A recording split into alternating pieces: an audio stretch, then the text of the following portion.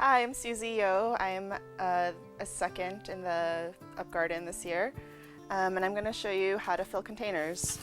Here we have a concrete pad in our hoop house, in our propagation area.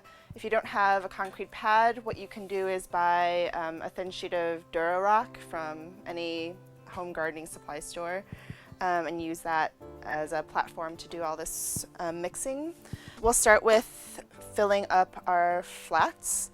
Here in the Chadwick garden, we have a deeper flat so that we can fill a portion of the bottom with compost.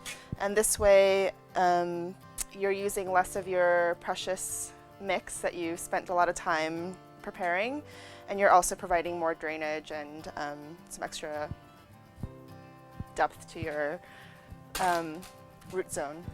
So first I'm gonna fill up the flat. And when you're doing all this, you want to kind of think about as much evenness and consistency as possible. So especially minding your corners and edges is something that's really a popular phrase of Oren's, and people remember for years afterwards. So when you're filling it, just trying to keep everything level at the bottom of the flat. The compost that I'm using is fully finished, unsifted, but it's fully matured compost. You want to make sure that your compost isn't immature because the roots of the plants are going to be really sensitive. Now I'm going to fill up the rest of the flat with the flat mix that we've made. Now that I've overfilled the flats, I'm just going to tamp the flat so that any air pockets will settle out.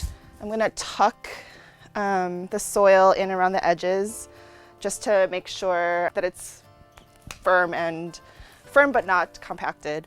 And then I'm going to kind of move the soil around, make sure the whole surface is even. It's important for the surface of the filled flat to be even, because when you're germinating, when you're sowing your seeds and you begin to water them, you don't want any ridges and valleys in your surface to cause erosion and wash away your seeds or else drown them.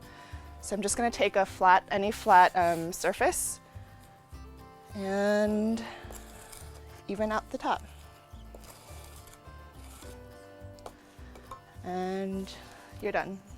If you're sowing any tiny seeds and you really want a fine surface so that the seed has an opportunity to actually grow and not be occluded by any large particles, you can take any old over-the-counter colander type strainer or sifter and fill it up with some of your soil mix, and then sift it above your flat. And this way the surface, the top layer of your soil mix will be very fine. So now we're going to fill our speedling with the speedling mix that we made. Similar principles are going to apply, just making sure that you're getting an even amount of the mix into consistently throughout the container. Again, this kind of prevents erosion, allows water to drain in each cell at a similar rate, and just gives the seed an even surface to germinate in. So it's important to remember to check your soil mix moisture before filling any of the containers, especially with the seedling if the mix is dry, so it won't hold together and it'll just fall out the hole in the bottom of the tray. And also for your seed, you want it to have some dampness, but not to be so wet that it's compact.